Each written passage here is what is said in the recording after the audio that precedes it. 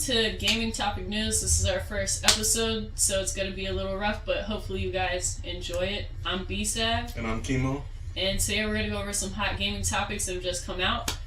First off the mat is there's a new Mario Kart announced for mobile. I'm going to see how you guys feel about that. The Mario Kart game that is coming out, Nintendo clearly is doing a good job by Animal Crossing Pocket Camp, so I'm wondering how people are going to take this new idea of a mobile Mario Kart. Do you necessarily think it's going to do good or bad? I don't know what to say about Mario Kart being on mobile, because they have racing games up there that's been on apps, and I don't think it would be any different. I don't see they can bring anything new to the table when it comes to Mario Kart versus all the other racing games they have that's on the apps as it is. Okay. I understand. I understand. Personally, if I spin off Mario Kart talking about their other games, I super dug Animal Crossing Pocket Camp for a good 2 weeks, and then just like Pokemon. Well, that lasted much longer, but I got kind of bored with it. And yeah, they're throwing in some cool stuff into it, but it's nothing that's going to keep me going for a while. Super Mario Run, though, on the other hand, is like been going pretty strong for quite a long time, and I suck at Super Mario Run, so I'm not going to play it anymore. But I have a lot of hope for the Mario Kart game. I think it's going to piss people off and make them want to break their phones, but overall, yeah, I think so too. I'm thinking it's going to go really well. They're going to make a lot of money. Yeah, regardless. You put Mario face on anything, you seem to make a lot of money, regardless of what it is. Why not Luigi?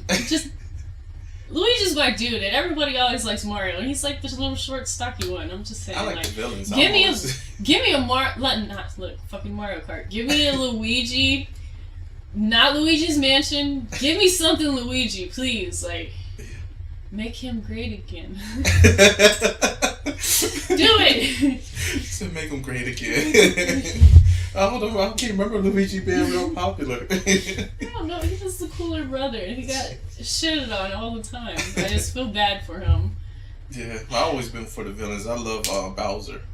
So, especially like in Smash Brothers, I would always pick Bowser's all the time. Bowser is a badass. Yeah, Bowser, awesome. So, in the Mario Kart game, I'm hoping that it's not going to be some game that's full of like microtransactions where you're going to have to buy each character you want instead of just buying said game and getting it over with, having all your characters unlocked. I hope it's just, you pay for what you should have, not, hey, keep paying me $2 every time you want this new car that's coming out. Yeah, that's what seems to be a big trend with microtransactions being in everything, and that's been a huge topic for the last month or so, especially with EA's Battlefront. And but when you come to mobile games, it's almost expected to be microtransactions. But when it comes to a full-fledged $60 game that's on consoles, that's where a lot of the gripe end up taking place. Could not agree more about that. I mean, if I'm paying money for a game and I'm still shelling out $58, I'm gonna be pretty upset about that. Speaking of something that has gained a lot of revenue that for some reason people didn't think would, the SNES Classic sells 4 million units, which is fucking amazing, to put it simply. It's a great system. Yeah, I haven't picked up my own copy yet, but eventually I'm going to get my own SNES. As a kid, I used to love the SNES, but that was actually probably my favorite console when I was coming up, until the 64 came out, and I was all over the 64. But NES Classic is selling really well. Nintendo announced their earnings report that the microsystem has reached over 4 million units worldwide following its release at the end of September. By comparison to the NES Classic, which I thought was awesome, just I guess the cores was too short, shipped 2.3 million before it was discontinued. Nintendo will resume production of the NES Classic this year, so sales will go further. The NES Classic will remain on sale as well. The Nintendo president Tatsumi, I won't screw this up. The Nintendo president Tatsumi Kishimima Well, you know, Nintendo president. Yeah, Nintendo president. Damn, said Nintendo views these retro consoles as means to help drive interest in the Nintendo Switch. I don't know. What do you think about that? By the way, we're not ignorant. We're really stupid and can't pronounce names. So I'll stick with Nintendo president. But I like to add in real quick that the SNES, if you don't know, has Star Fox 2. So if you have been sleeping on this, you should really buy it because it's pretty great. I'm sorry. That wasn't even released before, right?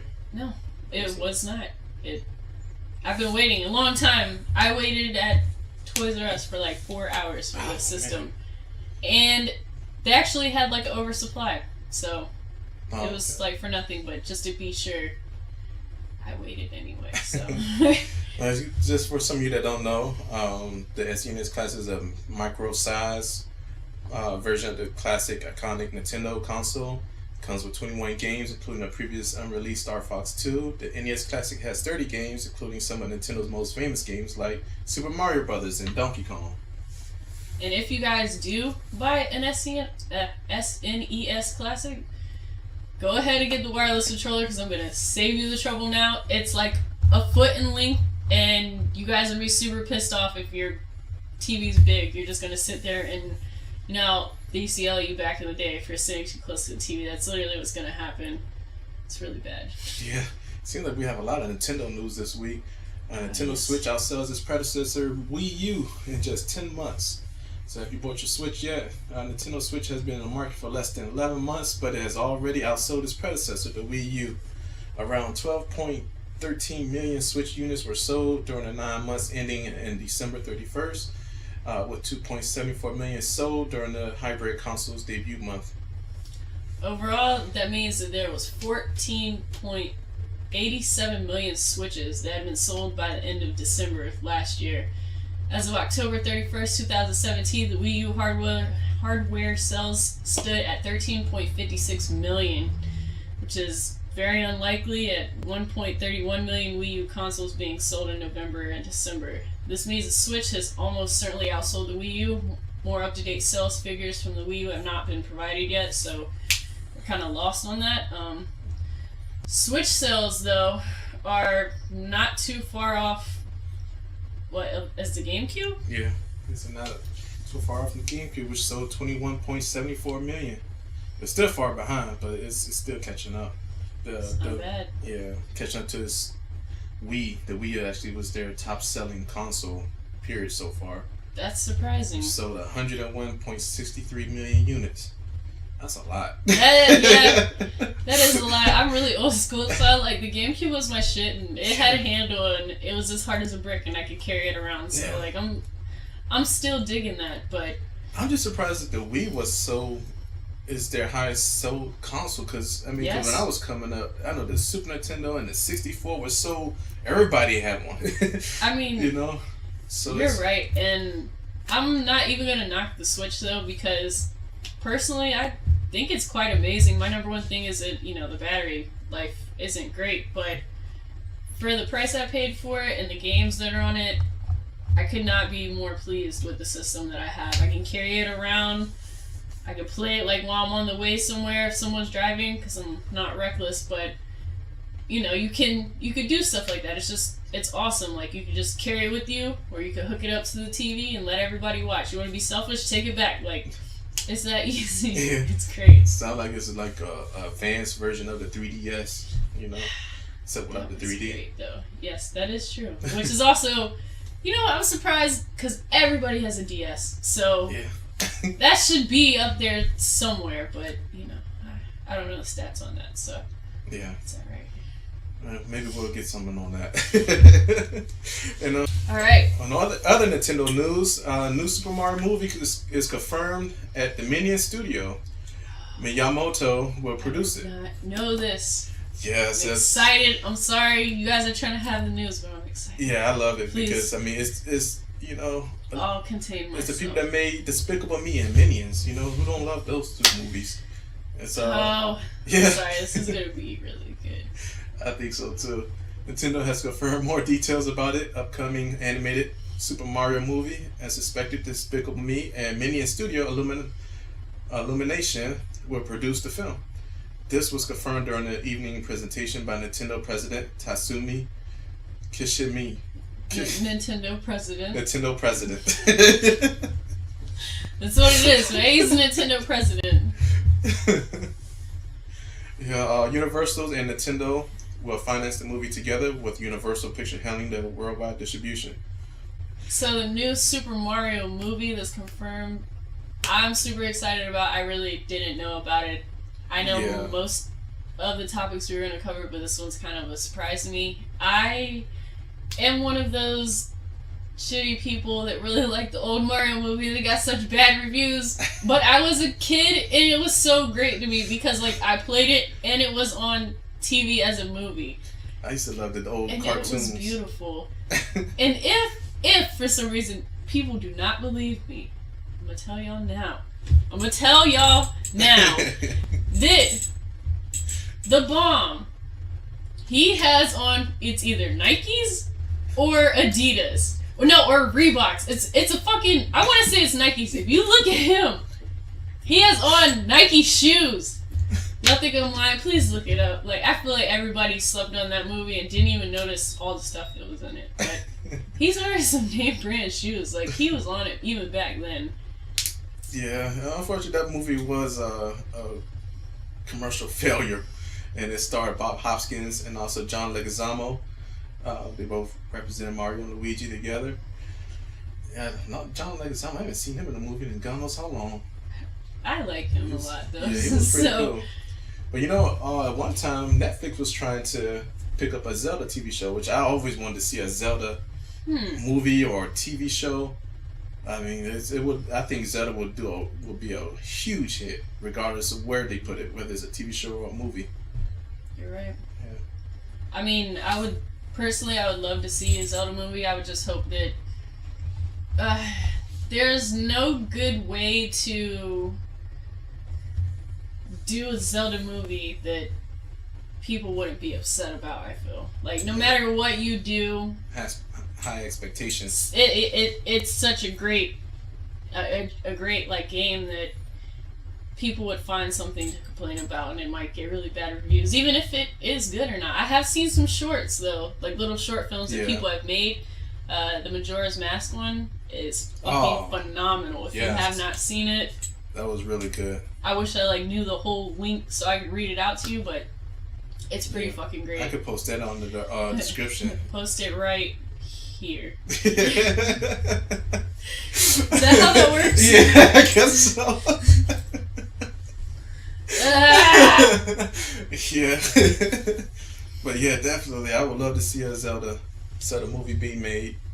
I don't know, would you rather a movie or a TV show? Because it seems like you get more out of a TV show than you do a movie. At least it's more frequent. Personally, since I don't have a life and I watch Netflix all day, I would say a show because they seem to be doing really, really well. Especially on Netflix and or Hulu. Just do a couple series. Like Gotham is not terrible. I like it. I'm just saying, if you did it in that way, it'd bring a lot to the table. Like more than what a movie could touch up on. Exactly. Instead of an hour, 2-hour movie, you're gonna have a whole 12-hour series, which personally I think would be great. Yeah. So speaking of TV shows, Superman is getting the Gotham treatment with Metropolis. Metropolis comes from John Stephens and Danny Cannon, the producers of Gotham, which is set in the pre-Gotham Batman. It will consist of 13 episodes, first season. The synopsis of DC Entertainment and Warner Brothers TV reads, set in the wondrous and awe-inspiring city of tomorrow before the arrival of Superman. Metropolis follows Lois Lane and Lex Luthor as they investigate the world of fringe science and expose the city's dark and bizarre secrets. While on the surface, Metropolis sounds a lot like Gotham, there's a major difference. While Batman is yet to arrive in Gotham City on the Fox series, the young Bruce Wayne is one of the main characters. With Metropolis focusing on Lex Luthor and Lois Lane, there will likely be no Clark Kent. Of course, it's notable that Lois is teaming with someone who will go on to become one of the biggest villains in the DC universe. Metropolis will go into production later this year to make a debut in 2019. on a DC streaming service, which they have not rolled out yet, but they have announced it. Also, interestingly, that this isn't the only Superman show that's happening. There's Krypton, which is set before the superhero's birth, premieres March 21st on Sci-Fi. So we got 2 brand new TV shows for Superman, and Superman's not even in it. Why is Superman in all these different other worlds is what I want to know. I mean, okay, I get, like, if you really want to break it down into, like, some comic book realm, but I don't know. It's just, Superman's cool and all, but, like, he is not my top pick. So, Yeah. People are going to hang me for that, but I'm just saying, you know. Yeah, they got a lot of stuff going on with Superman, but he's not even in it. I think that's kind of weird. Other than Supergirl, I guess he appears in that a few times. Well, see, we might have to wait. Like, they might make him have a couple appearances, and then, like, bam, he shows up or something. I don't know why it would be called Superman without Superman. Well, yeah, I guess that's why they call it Krypton and Metropolis. Yeah, I mean, see, maybe it's what's going on over there. Yeah. I'm totally lost on that whole subject. I don't got nothing to say about it. You just don't care for Superman. That's fine. I got let down, okay, on Superman movies. Man, me too. I've been hurt, and it's like I don't know if I can pull myself back from that. Okay, like Batman's let me down once or twice, but like. Yeah, the Superman movies, as far as my opinion, was really terrible. The last couple. Yeah. I can't do it, so, you know, hopefully they pull themselves out and I'll come back and be like, Superman's the shit again, but... Yeah. But you notice DC have issues apparently with movies, but they have great TV shows. That is true. The TV shows are great, but the movies suck. You're right. And Marvel's the opposite. Their movies great. TV shows. Their TV shows are okay. At least they're doing, like, good and okay versus, like, just bad. Like, alright, good. Like, no. Yeah. Alright. In other news, Intel and AMD says their next CPUs will not have Spectre and Meltdown security issues. I guess apparently they've been having a lot of issues with security. Ever since Google Project Zero revealed security issues inherent in CPUs from Intel and AMD, which are basically the 2 most popular names of brands for manufacturers, have been scrambling to patch up the problem's software side. AMD was confident in their CPUs being virtually free of security exploits when the news initially came out, but the fact that the company came out to say that its generation would be free of the problems speaks to the broader impact Spectre and Meltdown are having. AMD still has Zen Plus CPU set to release in April, and Zen 2 chips aren't due until 2019. Next on the agenda is Capcom sales dip but profits rise thanks to digital business. Sales of Marvel vs. Capcom Infinite were quotation soft. Capcom has released details on its financial performance for the 9th month spanning April 1st to December 31st, 2017. It reported lower sales than the same period in 2016 but improved profits thanks to its digital content business. Sales for the 9 months were reported at $439 million, which is an 11% decrease when compared to the same time frame in 2016, during which sales were cited as $492 million. Profits, meanwhile, were $65 million in 2017, which is a 38% increase over 2016's $47 million. What I'm getting from this is, at first I was thinking microtransactions, but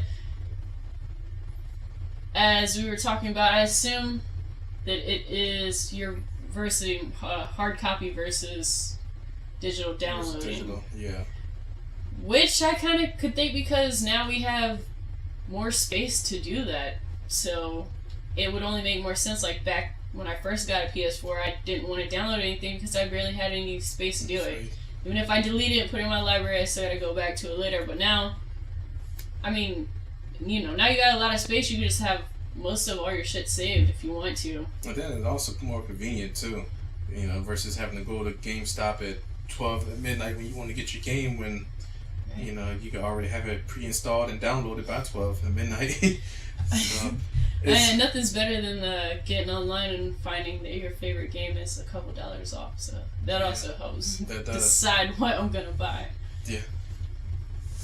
Speaking of sales, in its fourth quarter, which ends March 31st, 2018, Capcom says it plans an aggressive sales campaign with the release of its flagship title, Monster Hunter World. Capcom has shipped 5 million units of Monster Hunter World to retailers, making a new record for the series. Although we haven't received sales numbers for the game, early signs are promising. The critical reception of the game has been positive, especially at GameSpot and IGN. So if you haven't picked up a copy, you might want to give it a try. I'm gonna give it a try, and I'm behind, so I'm gonna suck, but I'm still gonna buy it. Yeah, I heard there's a lot of hours into that game, so. Don't break my dreams right now. In my mind, I'm gonna get up there, and I'm gonna be great, and I'm gonna have fun with people and kill things. Yeah, I want it myself. I can't wait to get it. I heard that they announced Street Fighter skins or Street Fighter content into the game where they have Ryu and Sakura. See, learn something new every day. That's gonna be really cool if this is true. Yeah, there's a trailer. I'm gonna be pretty hype about this at the same time. I might not be good in those said skins, but they won't be able to live up to their true potential. But yeah, I still might get them anyway. Knack and Rhyme coming out for the PS4. PlayStation 3 will be getting Spelunker HD, Mugen Soul Z. First when I saw Mugen, I thought it was the actual Mugen. I don't know if you know who Mugen is from the PC, all the different fighter characters. And that's what I thought it was at first. I said, Mugen, what? But no, it's something else, sadly. Okay. PS Vita is going to have Grand Kingdom and Exiles in. I feel like if you haven't played Knack, you probably should have. That was like the intro to the PS4, right? Was Knack? Yeah, it was. I believe it was. I know it was right at E3 conference when they announced the PlayStation 4. So Knack's pretty old. Like, if you haven't checked it out, you definitely probably should. At this point, it's almost like a PS4 classic. Especially it's free. I mean, you can't beat free. Which means if you missed January's lineup, then I definitely recommend that you should check out the Batman Telltale series, because that is a damn good game right there. Yeah, it definitely was. And easy platinum so far. All you platinum hunters, all you have to do basically is play the game, and you get your platinum. Also, Deus Ex: Mankind Divided was from last month, PS Plus free too. So that wasn't too bad of a game. I never played it. So. I played a little of it. I can't talk on it too much because I didn't really beat it or anything, but from what I've seen, it's not a bad game. Yeah. Alright, and also other news. This is probably one of my favorites because I'm big on it. A very huge fan of it. Stream all the time. All the time. Lives, breathes, and sleeps it. Is that how it goes? If I could show you things in this area right now, you would understand. Yeah. You just need a close-up of over there. A new Friday 13th update, which is now out on PS4, Xbox One, and PC. Developer Aphonic is releasing a new update, which actually already came out. The patch that rolled out included the new Jason and also a new Jason map called Pine Burst from Jason 5, Friday the 13th movie film, The New Beginning. Both will be playable in multiplayer and offline with bots. Jason 5 will be available immediately to all players and can use the following 3 kills, which is a hedge trimmer, last breath, and your surveying. Aphonic has also added a new grab kill, which can be unlocked at level 108, and for 2,500 points. In addition to the new map, and Jason finally has made a sort of bugs and fixes and gameplay adjustment. Most notably, the developer has reduced the number of pocket knives, medical sprays that will spawn during the match. Jason players will also begin the match with 2 or more throwing knives, and Jason's speed and grab range has been reduced slightly. So if you want to check out more on the update, you can go into the Friday 13th site. So since I haven't gotten deep into this game, how you mentioned the 108 level for 2500 CP, is that an in-game purchase or is that In-game purchase. Okay, Yeah, there's just curious. no microtransactions and all that stuff. That's what I was getting at. So you guys don't have to worry about racking up extra money. If No. that's what you're worried about, you could just go ahead and buy this game now. Just a lot of grinding in this game.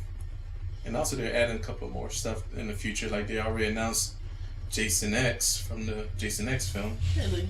Yeah, so they had a pretty cool update a month ago with it's called the Virtual Academy mode, where you can go through a bunch of trials where actually puzzles to unlock different aspects of the game. And also it announced Jason X at the end of it. Spoiler alert. Yeah. Overall, the game sounds like a lot of fun. The few times I played it, it really was fun. You can team up with your friends and see who's the best killer. A lot of times you're going to be hiding and pretty scared, but you know, that's pretty normal for this game, and it's definitely a lot of fun. Everybody should try to play it. Yeah, definitely. So, speaking of a game that a lot of people already seem to not like, I would like your opinions on it, is the new Metal Gear Survive. They had a beta for.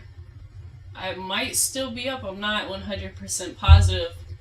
But a lot of people are giving it a lot of crap because, you know, clearly Kojima's not involved. He's not involved at all. And if there's any way to look at it, it's almost like Fortnite.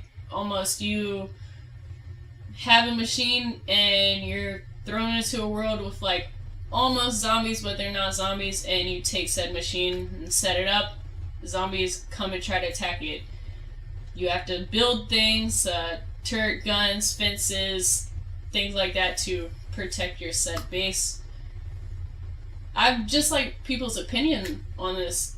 You know, if possible, you guys can comment down below. But personally, it's not a terrible game. I don't see it as a terrible game. I think they put a lot of work into it. I'm not by any means saying it's like Kojima level, because God knows it's definitely not. I like his new game, Death Stranding, that's coming out. That is another great topic. Yeah, but I never actually was big on Metal Gear games, except for the first one that was on the PlayStation 1. Not that one, the first one. The first one was what, Nintendo? God. Was it Nintendo? Oh, no, it was Nintendo. I don't know. I had it on like PlayStation a long time ago. Yeah, the PlayStation was the one I liked, and I never got back into it after that one. But I really liked it. Yeah. I'm one of those nerds that like really like, because I suck at all games that are remotely competitive online. So I play one-player games, but you know, they do have online mode, which I do suck at. But one-player wise, it's a very, very, very, very good game. But it's a lot. Like, if you just get thrown into one of the newer ones, you're gonna be completely fucking lost. Because, like, you have, like, Snake, and then Solid Snake, and Liquid Snake, and everybody's just... Too many damn snakes. You're gonna be lost if you don't know what's going on. So, this Metal Gear Survive, from what I get so far, I've only played the beta, you don't really need to know all that. Yeah. I even don't know that much about it, to be honest. I wonder where they're going to go from here now that Kojima's not involved. I really don't know. As far as content, like story-wise, if they're going to even do another Metal Gear title. I'm happy where he goes. PS Freedom, his new game. Yeah. That's something I'm super interested in. When that comes out, I'm going to be all over that game. It looks weird and creepy at the same time, but it looks like super badass. It's just something that I would literally throw money at. Like, if it was $100, they could just fucking take my $100, because I'm gonna get that game. I trust Kojima like that. Yeah, I understand that. So for next week, upcoming game is a remake of Shadow Colossus, coming out Tuesday, February 6th. Either you gonna pick that one up? I'm definitely gonna get that game. Yeah, I was a big fan of Ico, and I also cried like a baby for Last Guardian. Last Guardian was an awesome game. I finished it, but I'd like to do a second playthrough on that one. If you haven't played, you definitely should play that one also. It is coming out in VR. It is out in VR already. What? The Last Guardian. The Last Guardian is out on VR. Yes, it is. So if you didn't cry enough the first time, now it can literally fill your VR masks and just fucking tear up. But it's a beautiful game, like just yeah, definitely is. All around, like they did a really great job just on the backgrounds, on Trico himself. Like, Trico was beautifully animated. Like I think that was probably one of the best animations I've seen, especially an animal. Mm-hmm. His way, his feathers and everything. His motions were just like very, very smooth. Yeah. It's almost like it was a real creature. Very, very good game. I used to play Shadow of the Colossus a long time ago, and it was always one of my favorites. I really love Shadow of the Colossus, but maybe I'm a sucker for like music and stuff, but the longer you play that game, you start to feel like you're doing something really, really wrong. Yeah. Like you're like killing off the last of these beautiful beasts, and none of them seem like assholes. It's literally like you just start going and fucking with them, like I feel like fucking Columbus. Like it's not right, but here I am. Yeah, for some lady. Yeah, I never played a Shadow of Colossus game, so hopefully I can pick that one up and give that one a go. But I hear it's pretty good. But that remake, I saw the trailers and everything. And it looks really good. Like, they really redid it. It is a really good game, and it is pretty vague. Like dialogue wise, it's if you've ever it has more Little Nightmares, but it's just very few. It's just basically you find a woman laying like on a little bed type thing, and you go out and try to revive her somehow by fighting Colossus. And they are as big as they seem. And like if you've ever seen any previews of this game, they really are that big. You have to climb all the way up them, just piece by piece. But it is a lot of fun, and overall it's a fantastic game. This concludes our first episode of GTN. We would really appreciate your feedback. Please let us know in the comments what you would like to see. Would you guys like to see more structured topics, more opinion-based ones, or perhaps a mix of both? Stay tuned to our channels for free giveaways. We'll be giving out PSN cards later this month, and thank you for tuning in to our video. Please follow and like our channels, which will be posted at the end of the video and also in the description box.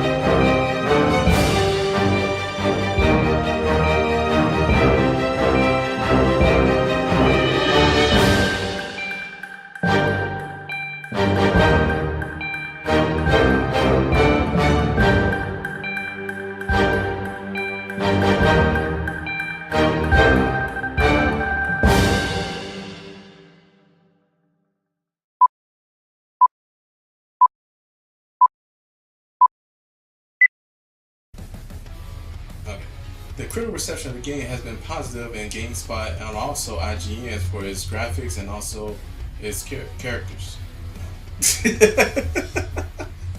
It was graphics. I know they praised that hell out of graphics. We have a whole video of us just like fucking up. I know, right? And people might love it, dude. Like, oh, don't do the show. Just fucking stream y'all trying to make a video. I'm like, no, we gotta do this right. We got a plan. Stick to the plan. Well, I don't know about plan. You know how I feel about plans. You know, you make the plan, execute the plan. You plan to fail the plan. The plan go off the rails. You throw away the plan. I'm down with that. That's true. He's saying live in the moment, and just throw all plans out the fucking window. Yeah. Do what you want to. You can read more. Yeah. What do you think? I mean, I like it, bro. It's not bad. Like I said, shit, we could do them all. We could read the whole fucking ending if we want to. Like, read the whole 3. I'll read 1. It's up. I keep fucking up because I keep looking at the camera. It's so good. Have you done it? Or am I? Yeah, I've been doing it. Okay, I'm making sure I'm fucking by myself because I'm just making sure I don't look like shit. But. Okay. Yeah. Oh, I'm sorry. I didn't know what else to say. Okay, I was just. I was making sure. Okay, so you got it all out. Yeah. Okay. Oh. I don't know what to say on this. I don't think I know. overall. I Okay, know. let's make something. Alright, so. Cut out whatever sucks. Yeah. just Alright, so X it out. how should we